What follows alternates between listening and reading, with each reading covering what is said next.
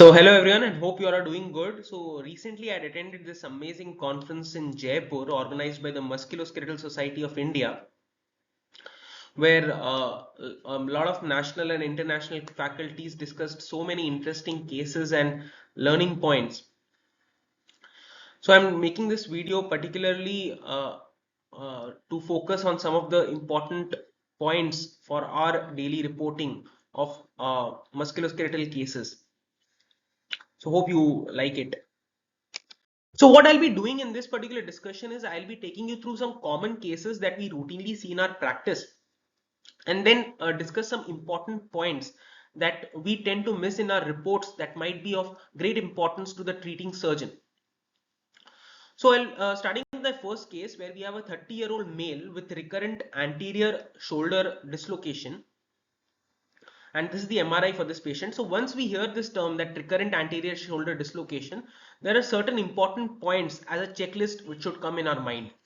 One, we have to look at the labral injury or labral tear and assess the extent of the labral injury as to determine the amount of anchors that might be required during the surgery and hence the cost of the surgery. Second, the bone loss, and third, the capsular injury. So in this particular case, I'll be showing you axial sections as well as sagittal sections. So in axial section MRI, I am scrolling from superior to inferior, where we can see that in the posterior superior part of the humeral head there is bone loss, and then as I'm scrolling down, we can see that the anterior inferior part of the labrum is torn. Along with that there is osseous loss, that is glenoid bone loss. Of course, there is some hemarthrosis, but along with that, as you can see, that anterior inferior part is torn, posterior part is intact. So there is bone loss in the posterior superior part of the humerus and the anterior inferior part of labrum. And in these SAG images, as we can see, we have to assess the glenoid bone loss, particularly in these SAG images, along with some tendon injuries, which is commonly associated. Now, best fit circle is particularly performed in these SAG images to assess for glenoid bone loss and determine whether it is an on-track or an off-track lesion. So what exactly is on-track and off-track lesion, that we'll come to later in the video, and what is its importance also will come. Now, in any case of shoulder instability, as I already told you, that we have to assess for labral tear, the bone loss, and the status of the capsule. So before discussing further, I would like to discuss this particular SAG section with you, where we divide the glenoid bone into some quadrants. So this is the superior quadrant, this is the inferior quadrant, this is the posterior superior quadrant, posterior inferior quadrant, anterior superior and anterior inferior quadrant. The clock positions are like this. So this is the anterior part and this is the posterior part. Anteriorly it is 1 o'clock, posteriorly it is 11 o'clock, anteriorly it is 3 o'clock, posteriorly it is 9 o'clock, anteriorly it is 5 o'clock, and posteriorly it is 7 o'clock. So once we are clear with this, so now coming to Bankart lesions and its variants that are seen in recurrent shoulder dislocation. So what we saw in our case was a typical Bankart lesion. So what exactly is Bankart lesion and what are its variants? So these injuries are located at 3 o'clock to 6 o'clock position, as I already showed you in that clock position, and they are usually caused by anterior-inferior dislocation. The only exception to this rule is reverse Bankart, which is a result of posterior dislocation injury to the infero-posterior labrum. So Bankart tears may extend to the superior, but it is uncommon. So superiorly usually get slap tears. Bankart tears rarely extend superior. So a typical Bankart lesion is the detachment of the anteroinferior labrum with complete tearing of the periosteum,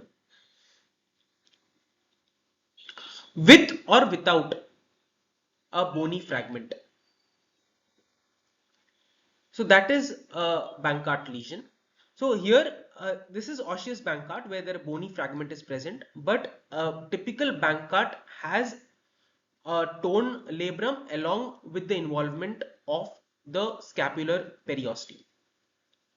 We call it osseous Bankart when a part of bone is also involved.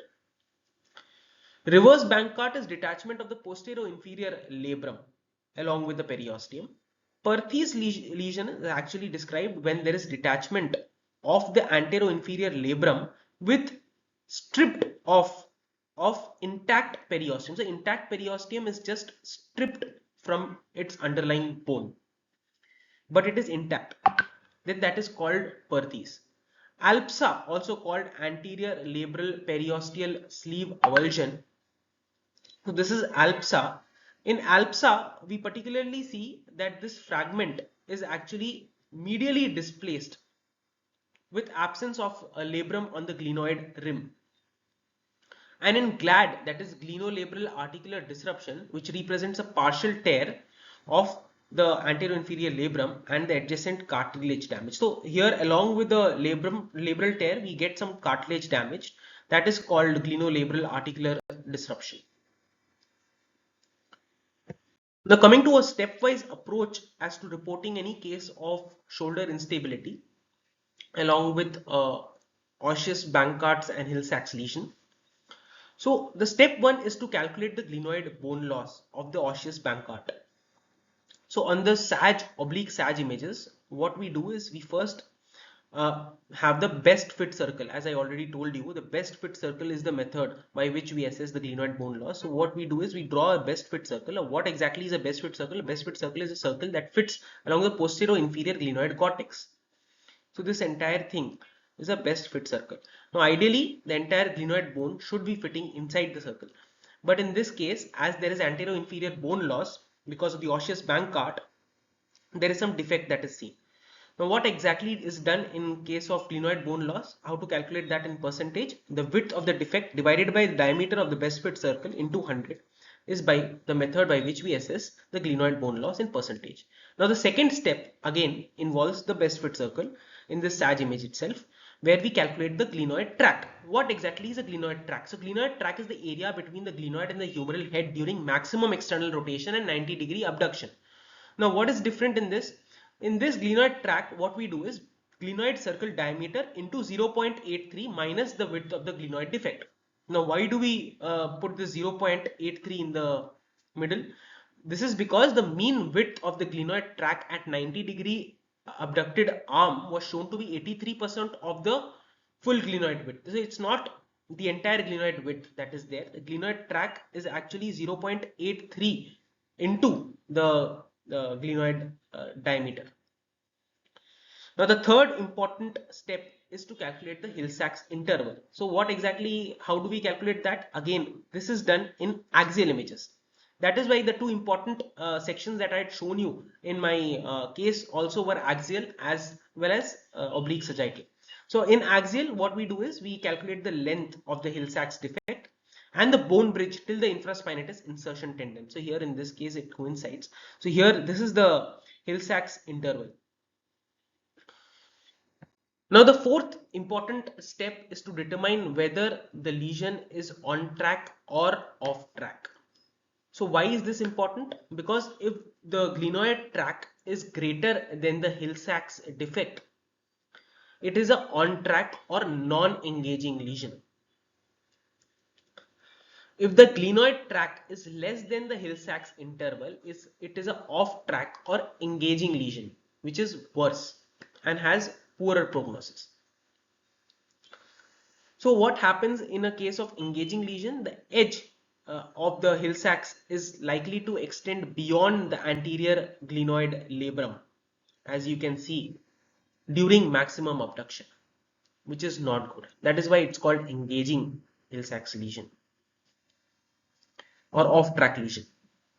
So now what are the implications for the entire thing that we did? What are the implications for it for planning a surgery? So there are different managements of on-track and off-track lesions first. So on-track lesions with glenoid bone loss of 17 to 20% usually go for an arthroscopic Bankart repair. While on-track lesions with glenoid bone loss of more than 17 to 20%, other than the arthroscopic Bankart repair, a bony augmentation has to be performed like Latarjet procedure. So another important point is while assessing a case of shoulder instability, we have to report the status of coracoid process, because coracoid process is very important, because lateral jet procedure coracoid process is only taken and which is filled in the glenoid bone defect. And other than that, lateral jet procedure is not performed arthroscopically commonly. It has to be open procedure. So hence the surgeon needs to be well aware as to what surgery has to be performed. So off-track lesion with the glenoid bone loss of less than 70 to 20%, go for arthroscopic Bankart with remplissage. What exactly is remplissage? So this is actually remplissage. Remplissage is where capsule and the infraspinatus fill up the large engaging hill sacs. It's called tenodesis, which is usually in combination with anterior Bankart repair, and it makes the hill sacs defect extra articular such that it no longer engages, as we saw in this previous image. Then off-track lesion with glenoid bone loss of more than 70 to 20%, go for arthroscopic Bankart repair along with Latarjet. Then another important procedure that has come up lately is a dynamic anterior stabilization, which uses soft tissue to stabilize the shoulder. The surgeon transfers some long head of biceps tendon or the conjoint tendon through a split in the subscapularis to the anterior glenoid, which actually is a substitute to Latarjet procedure. So now coming to my second case, where we have a 22-year-old soccer player who presents with left side groin pain. And this is the MRI of this particular patient, and these are the sagittal images where we can see that there is a joint effusion. Of course, there is some fluid in the joint space, and along with that, there is a labral tear, chondrolabral separation that is seen. Now, these axial images particularly will look for any predisposing factor in this young patient. Now, what we see here in this, of course, there is some tear, that the anterior part that we see, but along with that, we see that there is this sphericity of the head is not completely maintained. There is a bump here in the neck portion of the femur. So it's a CAM type of FAI, that is femoroacetabular impingement, where there is a chondrolabral separation that occurs in this morphology, where there is a loss of sphericity. Normally the head of the femur is spherical, but because of this bump here and the femoral head neck junction, which leads to shear forces at the chondrolabral junction during hip flexion and internal rotation, and hence in young athletes it is commonly seen where they usually perform these activities, and the labrum is hereby forced outwards and the adjacent articular cartilage is compressed, which can then lead to detachment of the labrum from the adjacent cartilage and the transition zone at the articular margin, with possible chondral delamination, which is called carpet lesion, which is actually a sequelae. So this is the mechanism of injury in case of CAM type morphology. So in order to flex the hip normally without impingement, the femoral head needs to be spherical, as in this case, where there is a suitable space for the femoral head neck junction, also called the femoral waist.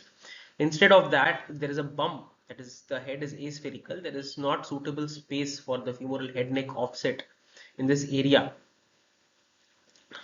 and because of that the proximal femur will be abnormally pressurizing the cartilage at the acetabular rim during hip flexion, causing chondral and subsequent labral damage. So to be more objective in diagnosing this particular type of morphology, there is an alpha angle that is calculated in the axial images, where again we draw a circle in the head of the femur, and then from the neck we draw a line, and at the offset of the neck, that is where at the junction where the head becomes neck, we draw another line, and then we take the angle. If the angle is actually less than 55 degrees, then it is normal, but angle more than 55 degrees, as in this particular case, it is suggestive of a CAM morphology. So CAM morphology is not the important thing, but the patient is becoming symptomatic because of the CAM morphology, then it will lead to femoroacetabular impingement. So femoroacetabular impingement is actually a clinical diagnosis. Another type of femoroacetabular impingement is the pincer type, where the pincer morphology refers to the abnormality of the acetabulum rather than the femoral head. and in particular the acetabular overcoverage is seen, which can be focal or global and is one of the causes of FAI. The pincer deformity can lead to the following, that is labral tears, particularly in the anterior-superior aspect of the acetabulum, chondral damage, particularly posterior-inferiorly, and osteoarthritis of the hip. So once the osteoarthritis of the hip sets in either in CAM or pincer morphology, there is no use of then diagnosing which type of morphology it was. So when the first instance the labral tear occurs, at that instance only, if we actually diagnose this type of morphology, the patient can the surgeon gets a better idea as to prevent how to prevent osteoarthritis. So pincer morphology can be diagnosed on radiograph itself, that is AP projection of the radiograph, where we see the two important signs here. So this is the radiograph and these are the signs that are seen. So the two important signs are crossover sign and prominent ischial spine. So crossover sign is reflected as an overhanging anterior acetabular margin. The anterior and the posterior walls of the acetabulum in the projection intersect midway over the femoral head, creating a figure of 8, which is seen here. And the prominent ischial spines, which are not usually seen in a normal radiograph, again indicate a possibility of acetabular retroversion. Now coming to another interesting case that I have come across a few times in my practice. So here we have a 30-year-old male who presented with pelvic pain, and this is the MRI of this particular patient. So these are the axial sections where we can see that there is some bone marrow edema in the pubis, particularly on the left side, and some edema is also seen on the right side, as we can see. And this edema particularly is at a particular site, typical site. So the diagnosis here is of athletic pubalgia, also called sportsman's hernia, which is actually a misnomer, and how it is so we'll be seeing as I read along. So it typically presents with chronic pelvic pain or groin pain as a result of repeated micro trauma. Now the important thing here is to know the site of injury. So the sheet-like inferior aponeurosis of the rectus abdominis muscle is continuous with the proximal aspect of the adductor aponeurosis, particularly adductor longus aponeurosis. So this is very important statement, a very important site. So the resultant shared aponeurotic plate is fused at the anterior surface of the pubic tubercle and the pubic body, slightly off midline in the ipsilateral pubic region, where typically this particular edema is seen. So this is the site where this happens, and it's called athletic pubalgia, which is very commonly seen in athletes. So now coming to another case, which is again a routine case, very commonly seen, a 25-year-old football player with knee injury. And this is the MRI picture of this particular patient, where we see a typical bone marrow edema pattern with ACL, PCL injury, meniscal tears. The important thing I want you to focus on is the posterolateral corner, which we usually tend to ignore. And it's very, very important, as we see here, that there is popliteus tendon has high signal intensity, the conjoint tendon has high signal intensity, the iliotibial band is intact, it is fine.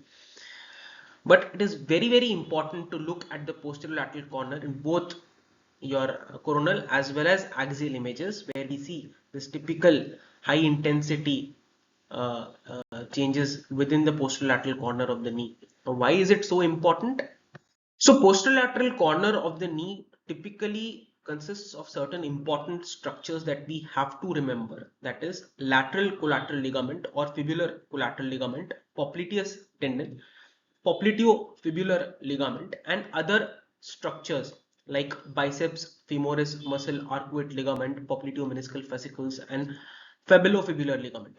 But these three important structures are to be remembered, and particularly the lateral collateral ligament, conjoint tendon, and popliteus muscle.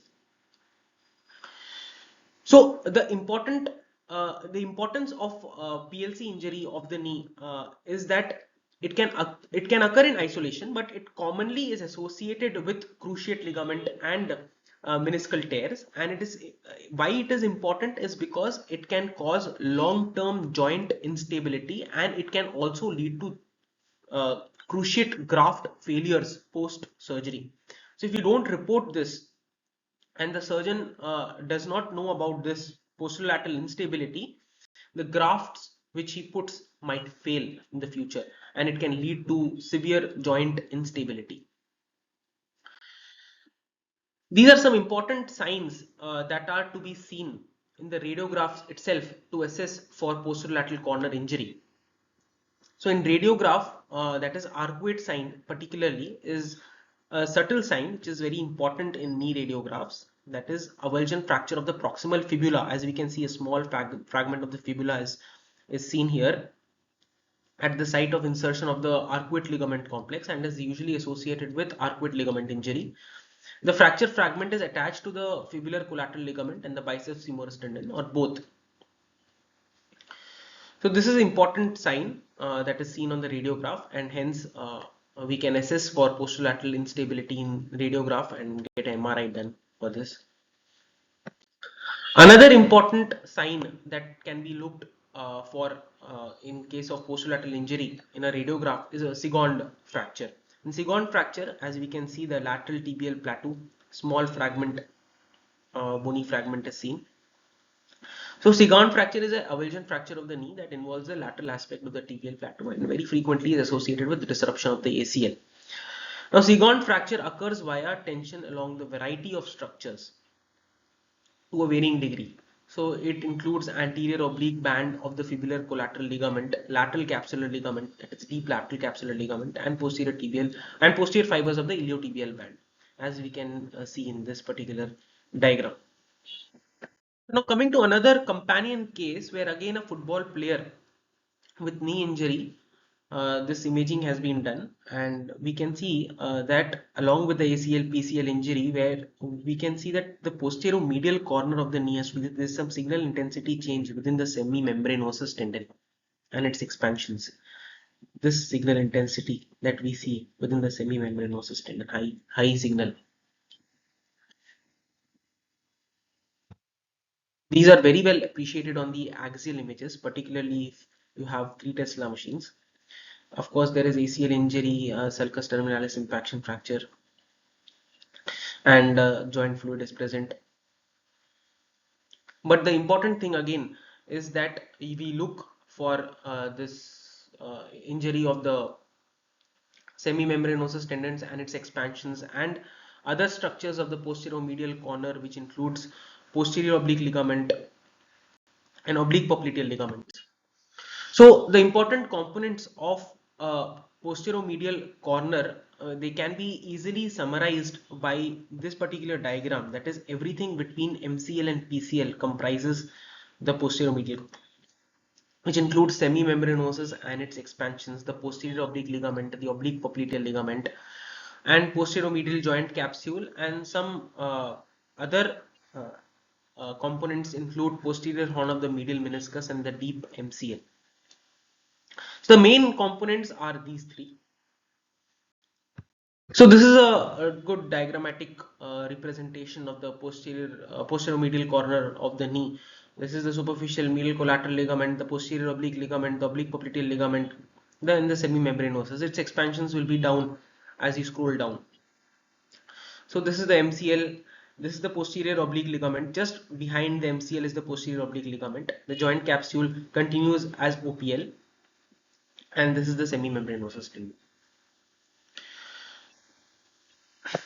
Now coming to another case of acute knee injury, and this is the MRI of this patient, axial section PDFS. We see extensive edema in the subcutaneous plane, joint fluid is present, and typical bone marrow edema pattern in the medial patella and the lateral femur that is seen. And there is some trochlear dysplasia that is very clear in this particular case. And you can see that there is high riding patella, bone marrow edema, the patella as well as the femur. Of course, there is some associated injuries that are present in the menisci in the cruciates. So this is a recurrent patellar dislocation. So what exactly do we have to assess in such cases? The three important components that we need to assess in case of recurrent patellar dislocation is trochlear dysplasia, patella alta, and lateralization of the tibial tuberosity. These three important things should be embedded in your mind in case of any recurrent patellar dislocation.